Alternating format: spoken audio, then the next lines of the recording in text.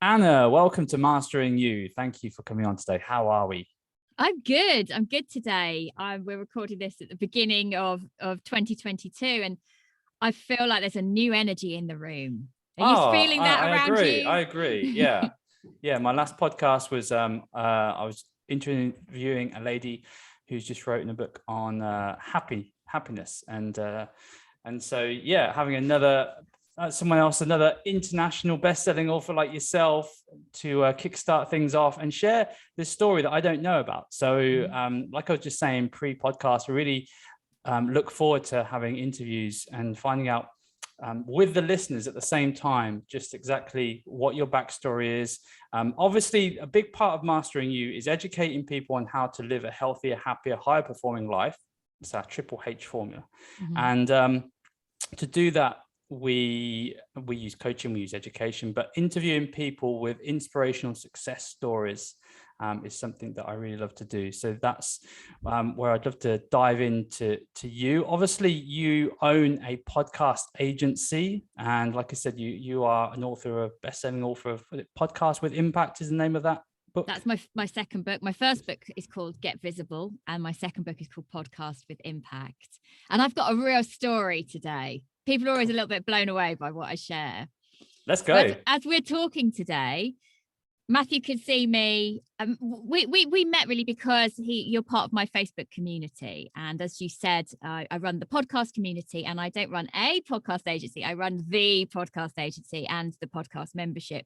And we have helped to either coach people through our DIY trainings or consult people to have some of the most incredible business and mindset and personal development podcasts in the world. As this audio field has become so much more influential, and I fell into it. I never set out to work in podcasting, but my background is in audio, and through mindset, I completely changed my life. Now, as you're looking at me now, Matthew, I'm sitting in what looks like a very posh, proper studio. My walls are all paneled with all sorts of foam. My door is properly studioed up. My floor has been changed. But the little secret is, despite all the fancy posh equipment, this actually a long time ago used to be our airing cupboard. And this bit by bit got turned into a studio because 12 years ago, I was expecting my third baby, and I had a really serious complication in the pregnancy. And I developed something called SPD, symphysis pubis dysfunction, or pelvic girdle pain. But it was the worst case my hospital had ever seen. And I was completely and utterly bedbound from 9 weeks pregnant. Wow. And a week before Christmas, quite a junior consultant, but a consultant nonetheless, laughingly said, well, we're not expecting you're ever going to walk again, and certainly wearing a pair of heels is out. Whoa. So, wow. Yeah. And it was the worst case they'd ever seen. They didn't really know what to do with me. And to cut a very long story short, by Christmas Eve, I was a bit of a mess. But it was also a friend's engagement party. And by this point, I was so limited in my movement. It was sort of basically my pelvis was just so fragile. They were worried. So for 9 weeks, you were bedbound? From 9 weeks pregnant. From 9 weeks pregnant. And then I couldn't walk for about 18, well, probably about 20 months in total. So wow. The punchline is that I'm recovered fully and it's all okay. Fantastic. But I had this awful period. I sat at this New Year's Eve party that I didn't want to go to because I hadn't got out of bed for days and days and days and days and days and days. I wasn't washing. I was trying to avoid drinking anything because I didn't want to have support to go to the toilet. I couldn't get in the bath or the shower. I mean, I was just a mess. And as you can hear, I'm very high energy. And before I had children, I was an actor. And so my plan had been, I'll pop out number 3, we'll get him out, and then I'm going to leap back on stage. And it was always stage performance. I never wanted to do screen. And I sat at this party, and the only way my husband and parents would convince me to go was if I basically didn't have to get changed. And all I was wearing was these disgusting jogging bottoms that I was living in, a vest. And my husband was like, right, well, what can we go in? And I was like, I can't go to a party dressed like this and in my wheelchair. I'm so ashamed that this is my life now, because I just hadn't made peace with it. And I said, okay, we're going to go as Lou and Andy from Little Britain. So we happened, because I'm an actor, my house was always filled with ridiculous props. So we happened to have the bald wig with the red hair. Yeah. We had a curly wig we borrowed from someone. So that's what we went to this party as. And we arrived at this party and I'd sort of been wheeled in and left, because that's what happens when you're in a wheelchair. Yeah. And all my friends were there, and they were, you know, we were all in our late 20s, early 30s. They were all wearing like Wonder Woman and I don't know, Supergirl, and all looking like amazingly sexy. And there's me as a blob, not having got out of bed for days. And just basically I had this moment of, I am so down. I know I'm on the edge. I know that this is not a good place. I've got 2 very small children and they're quite challenging in themselves. And I've got a newborn coming, and how am I going to cope with not being able to do anything? Doesn't feel like me. I have to make peace with this if this is my life. So I decided that as soon as baby was out that night, I decided, right, once that's out, I'm going to go and get help. And I think within probably 2 weeks of him being born, I went and saw a hypnotherapist. And what I didn't know about hypnotherapy was that it's part of neuro-linguistic programming, which is incredibly powerful, NLP. The neuro being how the mind works and all the connections, the linguistic being the words that we use and the words we think, and the programming being it can change like a computer. And he really listened to my entire sob story of how my life was ruined. And he kept pulling me up on lots of things that I was saying. And a lot of that was resentment about the fact that I'd fallen pregnant when I was an actor, and I hadn't expected that. And I felt like my career had been pulled away. And so not being able to go back to it felt very unfair, and it was everybody else's fault. And then he said to me, well, are you aware of how often you're complaining about your life? Never mind the situation you're in. Are you aware of how much you're complaining about everything else? And then he said, what would happen if the doctors weren't right? And I hadn't even considered that. But what would happen if the doctors were wrong? What would happen if they are right, but your body that they've never met before has the capacity to heal? And what would happen if you could lead a really healthy, great life and be in a wheelchair and be a recognized performer and feel like you've done something valuable and be a great mum and earn money? Because I had all these stories that even if I was acting again, I couldn't earn good money and being a good mother. So the life I was saying I wanted, actually, I didn't believe I could have anyway. And it just opened up so many doors for me. Some good questions there. Sounds like a good hypnotist. And the net effect was I came home and I said to my husband, I am not talking about how bad things are anymore. Like, I was boring myself stupid with saying how much I was in pain. And it was never just how much in pain I was. It was always like, oh, I'm so sorry. It's so bad. I can't look after the kids. I'm sorry. I can't make dinner. Oh, and it just spiraled. So I actually said to my husband, I'm not going to say anything anymore. And we've got to tell my friends and family, and particularly my parents, don't ask me how I am. Because every time they asked, I'd be like, yeah, sob story. Yeah. It just brings you down. And one of the things that the NLP practitioner had pointed out was like, well, when you were watching Jeremy Kyle this morning, were you actually thinking about the pain, or were you actually thinking about what the people on the screen were doing? And truth was, I wasn't aware of it all of the time. So very long story short, I kind of came home and I thought, well, what would it look like if life could get better? What would that be like? And it started opening up doors. Like, if I am going to be at home and I want to be here for the kids anyway, what would it look like if I was an international performer and really good at something and I was at home all the time in a wheelchair? What might that be? And the answer was voiceover work. And I'd actually worked in this field when I'd finished drama school briefly, but never focused on it. It was just this cool thing I did from time to time.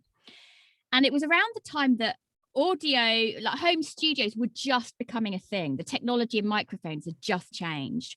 And I literally sat in bed for this kind of year and a half period.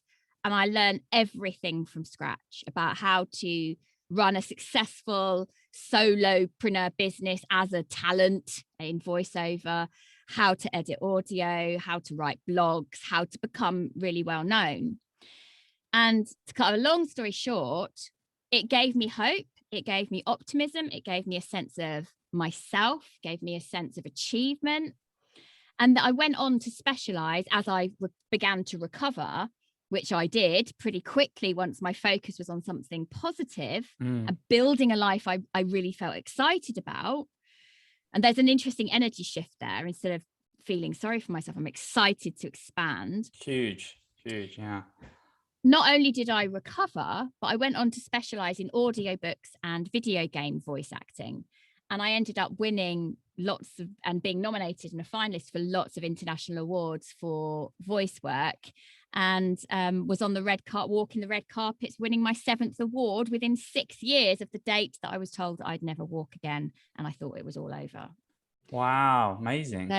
So that's kind of been my story. And then it was that night on the red carpets where I'm like, this is nuts. How can I have gone from broken to here?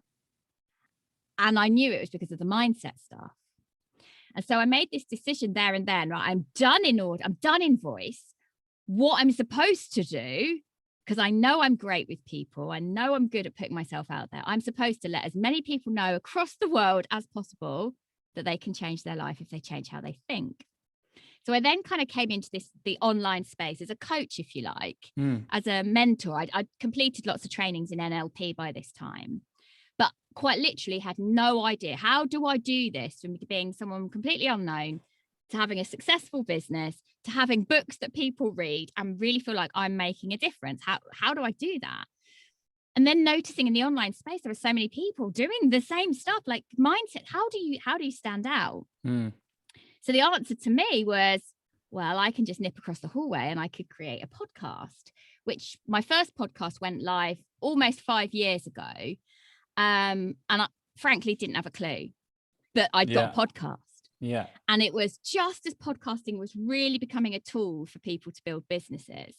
So I'd have this podcast that was about inspiring people. And then I wanted to go and talk about how you make a difference to your own lives. But bit by bit, people would come to me and just say, Anna, help me with a podcast, help me with the audio. Yeah.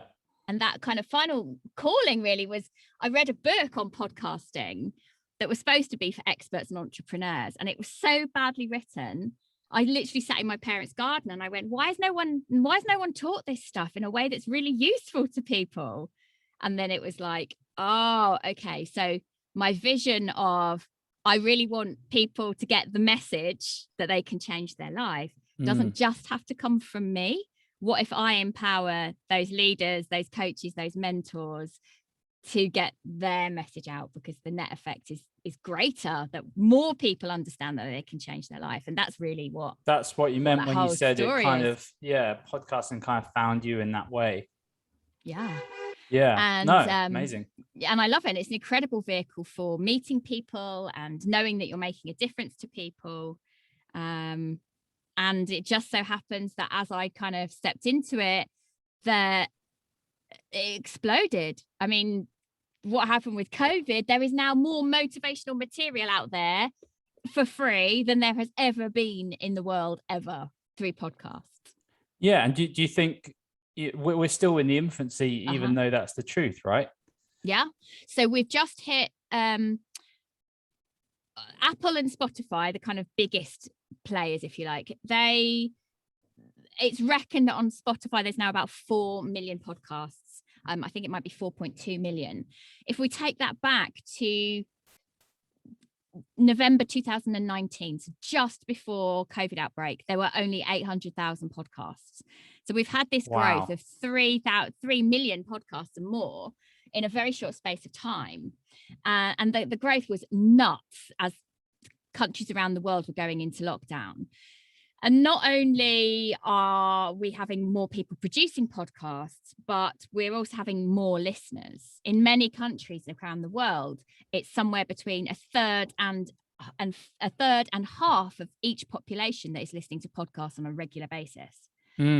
So this stuff's going nowhere. And the real big players, the Rogans of the world, it's taken podcasting pretty much mainstream now. I mean, they're taking over the mainstream, like obviously, the big podcasters, which is kind of insane, really, isn't it? It's insane. But when you think about why they're doing that, and everything's about money, right? Why are they doing that? Well, they're doing that because this is 30% of the world's population prefer auditory learning, and there's a huge market. And what they found is that as people have been podcasting and this medium has evolved, is that instead of the old-fashioned kind of formal radio style type adverts or promotions, they're actually not as influential as when you and I have a conversation and one of us talks about, well, do you know what? I've used this thing and it was amazing. And this story happened and it was really funny. That becomes much more influential because of the intimate relationship that podcasts allow us to have with the person, if we're listening with the person who is speaking. Well, audio is just, I mean, I wasn't expected to go down talking about podcasts, but actually, even for personal development mindset, I think it's quite a good topic to just discuss, because I still remember the first audio type book thing that I listened to that was just off the cuff, and it was a Brian Tracy. I just read Think and Grow Rich. Yep. And I was, it's pretty much the first personal development books most people read. Always remember your first time. and then Apple brought out like iTunes and stuff, and I was like, oh, this guy seems popular, and I listened to it, and it kind of blew my mind. Like, everything he said had so much wisdom in it.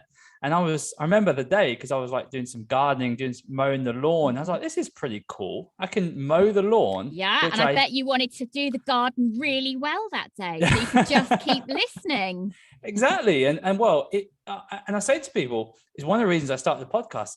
Podcasting literally changed my life, because when I had my first gym, I'd be traveling for something like an hour and a half a day back and forward to my different facilities. And suddenly I could enjoy the journey all the time. If I got stuck in traffic, great. I've got audiobooks, I've got podcasts, and I'm just constantly learning. And the thing about personal development, I'm sure you found this when you were going through your really awful time, is, once you start and you dip your toe, an addict. You just, you become like an addict, because suddenly all of this really good stuff, like you kind of realize that, there's some good stuff in mainstream, but ultimately hearing real stories like yours, getting to the crux of certain topics as well, and even long form audio, let's face it, the stuff happens, and you can get deeper into certain topics that you just can't in the mainstream. They've got like 5-10 minutes often for, if that, to get snippets of information, because obviously they need big money. So I think for personal development, and if anyone's listening to this, and maybe this, sometimes people are scrolling through Apple or Spotify and they're like, oh, let's listen to something different. And, this could be someone's first ever personal development podcast. And that makes me feel awesome, because amazing. I think, wow, hopefully, this is the start of your next decade. Yeah, love it. I love it. And there is a powerful thing. I mean, I'm a huge lover of audio anyway. We also have a company called Expert Audiobooks, because I make the most of my audiobook expertise and history to help self-published authors get their books out as well. And when you hear something in a podcast said in a particular way, at a particular moment, you might be out running, or maybe you're even doing your weekly shop with your headphones in or whatever, you can remember. It's a visceral experience of the way they said that really hit home, whether that's on a podcast or an audiobook. And, I've had things where, I was listening to Lewis Howes on School of Greatness podcast, and something he said about the way I was thinking about exercise. It just made me go, oh, that's what I need to hear. Now, not that I'd never heard that message before, because of course we all know exercise is great for you, but there was something about the way he said it, the honesty, the vulnerability, that hit me like a truth. And it actually led to me changing some of my attitudes and beliefs around what I could achieve in terms of exercising. I've had moments where Tony Robbins actually has just, in fact, when I was about a year and a half into my recovery, and I mostly needed a Zimmer frame or crutches at home. Audiobooks had just started to become a thing, and it was a bit more complex to listen to them, but I'd got a copy of, I can't even remember what it was, but I was listening to Tony Robbins, and I'd never really come across him before.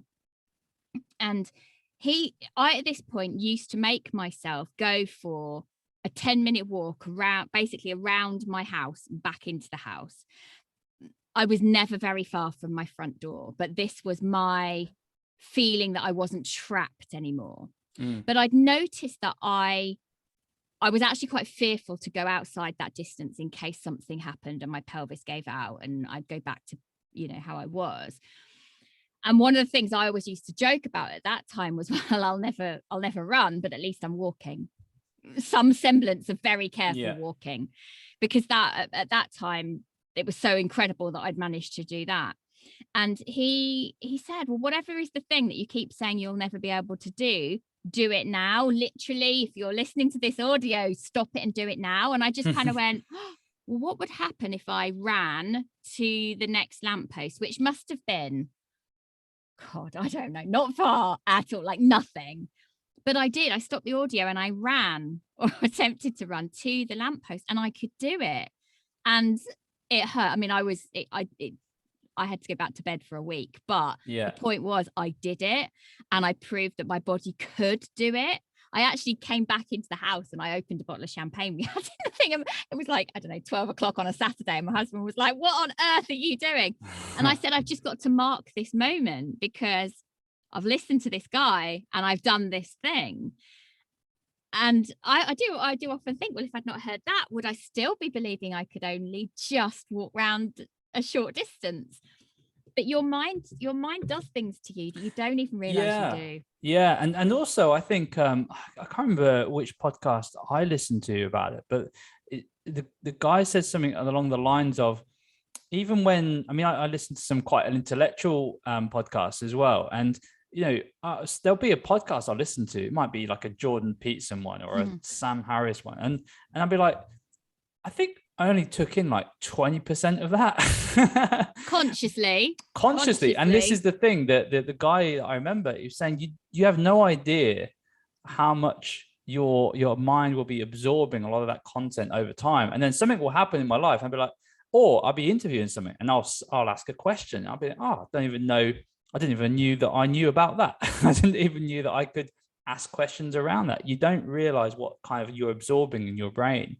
And so just by opening your brain up to different types of concepts, it is phenomenal. And I really, I do really encourage lots of people now to take advantage of that, because still you do, it's almost like this other world, this like sort of hidden world. Once you know about it, you're in.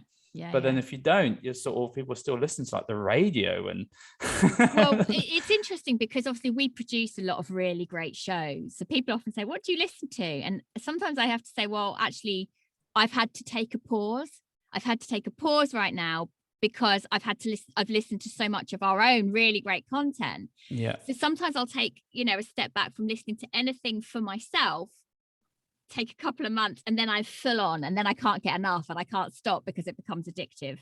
But you can learn anything. And like you were saying earlier, this could be somebody's first time. But if you've got a topic, for example, that is, you can't go to anyone else to ask about it.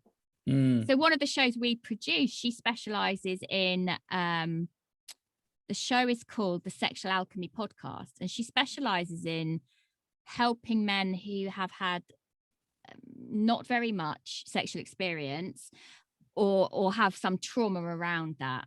Where else are those guys going? Yeah, that's very niche. Yeah. And actually her podcast is huge, because she may be the only person that they can go to, because they don't want something on their searches on their Google, or they've got no one in their world that they can talk to about it, or there's so much shame around it. And what if that content wasn't available to them? Because then when it is, it expands their world. It gives them hope and opportunity. And I think that's massive.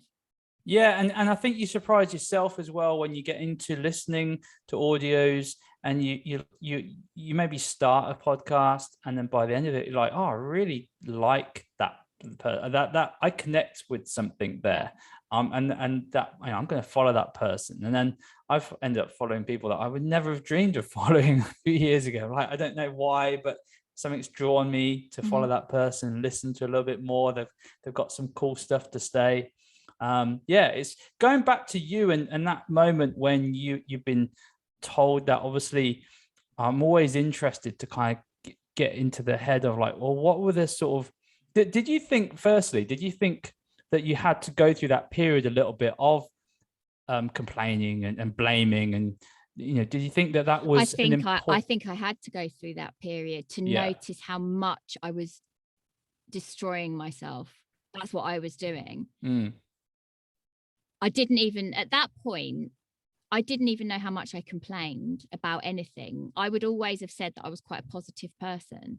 I've got quite a lot of energy, but there was a lot of self-doubt in a lot of the things I've been saying about myself for a very, very long time.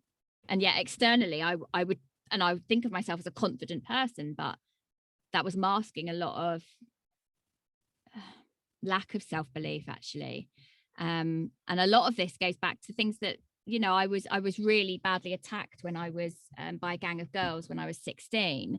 And my fears and the trauma that was associated with that was actually coming through behind. It was masked by some of my confidence. And so I don't know. I think I wasn't aware of how much I was sabotaging myself in my own life. And it was that moment of, oh my God, you're right. Actually, when I do feel down and then someone reminds me that my life is not great, I will take myself down.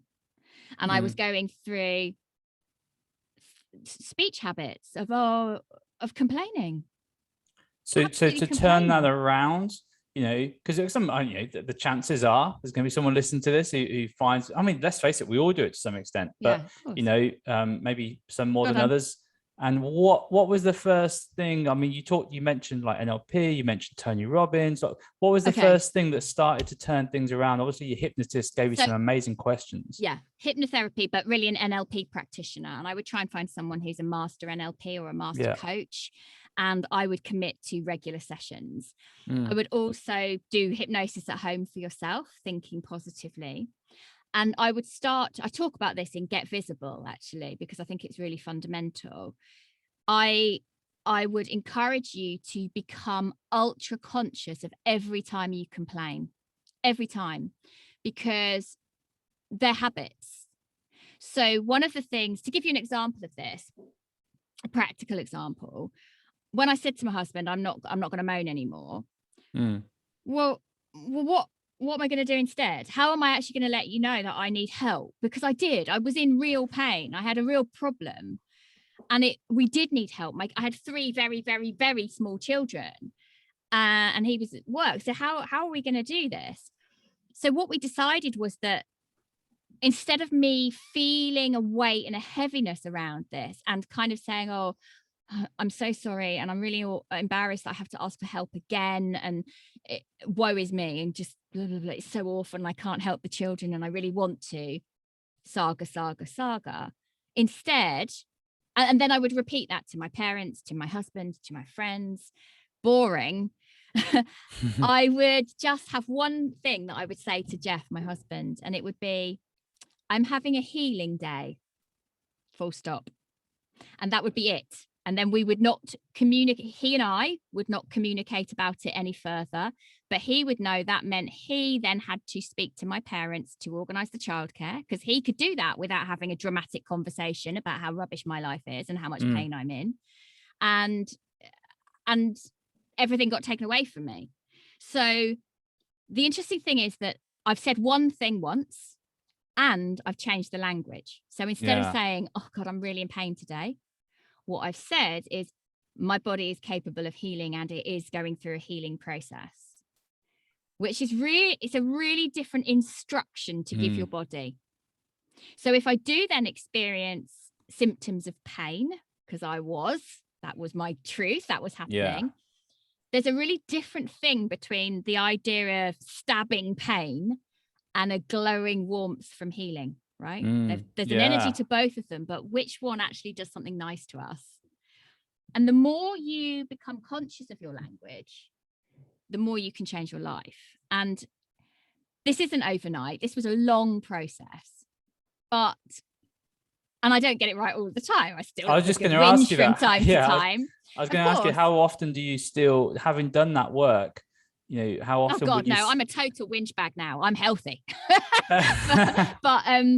but I was so committed to feeling better. And I never believed I would walk again. It wasn't even about that. It was about, how can I be okay for my children?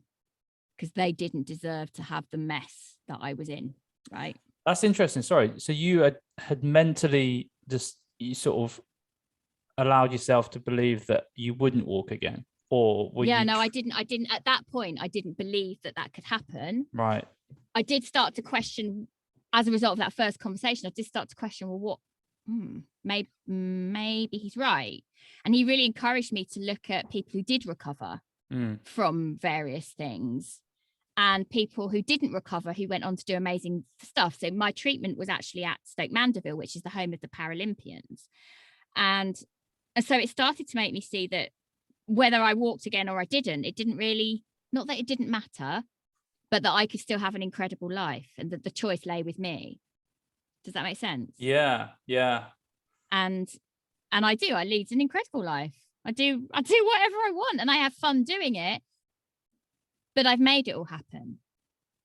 So yeah, I mean, language patterns are massive. We talk about them sometimes with our clients, obviously being in the sort of PT world and coaching people with their nutrition, and you'll hear them using the words, I'm going to really try, and I'll try to eat this way, and you can hear that you're always give themselves that sort of get out of card. It's something that it's always a work in progress to some extent, isn't it? Because we can always catch ourselves, and it's one of those, again, pretty much every podcast we do, it always comes back to having that self-awareness, which is like a superpower, really. It's one of those things that's easy to say, but in the moment when you're a bit stressed and whatever. I think also the work is never done. So I've just had a really wobbly 6 months in my personal life. It's been very challenging, and I could see that I could hear that I was starting to be quite negative about myself and about things happening, and I knew I was saying those things, but there was an interesting thing in that, is that I had to become aware enough that I've been doing it long enough that it was affecting me before I could make that decision. Right, enough, I have to do something about this now. I have to go back and speak to a coach. I have to get some, work with an NLP peer of mine. I have to do some hypnosis. I have to do some visualizations. I have to be conscious of my language again, because there's always things that are going to, so many of our thought processes are embedded, right? They've been there since we were kids. And you can do so much work and life be great, but what happens if suddenly catastrophe happens and some real stressful things? Well, you're actually going to revert back to some of those old habits. So your job then is to have that awareness, because you're constantly surrounding yourself with great material on podcasts, books, audios, so that you can dig yourself out of that hole and flourish again afterwards. Yeah, that's a great point, actually. And they say the 5 people you spend the most time with, will rub off on you, or depend on your success. But I mean, I don't know about you, but I don't spend that much time with other people other than the people that I work with or my family. So my next best thing is the people that I listen to every day, my mentors virtually, from an audio standpoint, and that definitely rubs off on you. It absolutely does. I mean, I'm very fortunate in that I'm involved in some amazing entrepreneurial masterminds. So they have over the last few years become my crew, and it makes such a difference. And if you're one of those people who you're always hearing that you are who you surround yourself with, and you're thinking, well, actually my parents are pretty miserable, and my other half is, well, you don't have to change everyone in your life, but you can begin with listening to the audios, getting the books, maybe doing somebody's course, finding someone else who's doing that course and reaching out to them to buddy up with them, going to events that are personal development or whatever that are going to bring you some positivity. You can change your entire friendship circle in a short space of time. Or maybe that's not the right word. I don't mean friendship circle, I mean support circle. You can go out. I know it's hard to start with, but you can go out and cultivate those people. There are people you could be, best buddies with in 2-3 years time that haven't even come into your world yet, because you've not allowed yourself to start testing the waters in terms of your own personal development. Yeah, no, I mean, I must admit, that's why I do love the entrepreneurial space. I'm in a few masterminds myself, and you have conversations that I just find that I don't generally get to have in normal life. And there's this open-mindedness and different way of thinking that you don't always get. So it's this has been great. I've really enjoyed this, Anna. Me too. Yeah, one of the questions I'm just finishing off with, obviously the name of the podcast is Mastering You. What does self-mastery or mastering you, what does that mean to you? There's always going to be another level. So you're never going to be the finished product. One of the things that I find challenging, I'm a very creative person, I'm very driven, and I'm very high energy, is allowing myself to go on the next journey and to allow myself to open up new doors, and not feeling that I have to stay in one thing because that's what I said I was going to do. Yeah. And so mastery for some people is just sticking to the course. And for me, it isn't actually just that. It's about allowing yourself to expand and grow and change and become a better version of you. Yeah, I like that. Love that. Thanks so much. Where can people, if you're listening, you're like, oh, I'd quite like to start a podcast, or I'd like to learn more about podcasting, or just, listen to more of you, where can they go? So there's right now we've got the podcast Entrepreneurs Get Visible, which is a lot of it's mindset, but a lot of it's quite entrepreneurial. And if you are interested in podcasting, very, very soon at the end of this month, a new podcast of mine called Podcasting for Entrepreneurs will be released. So depending on which parts of my story today interested you, depends on which one you should go check out. But wherever you're listening to this today, chances are my show will be underneath where you're listening to this podcast. So fantastic. Go have a little look. Well, we'll put a few of those links so people can usually find you anyway in the show notes. Right. Any last words of wisdom, anything else you want to share with the audience, Anna, before we go? Your life could be completely and utterly different in 5 years from now. But it starts with you recognizing the things that you're complaining about right now. What would life be like if you didn't have those things that you moan about? What would it be like? And start choosing intentionally the other things. There we go, guys. What a way to finish. Something to think about there. Cool. Brilliant stuff. Awesome. Great. Thanks so much, Anna. Take care.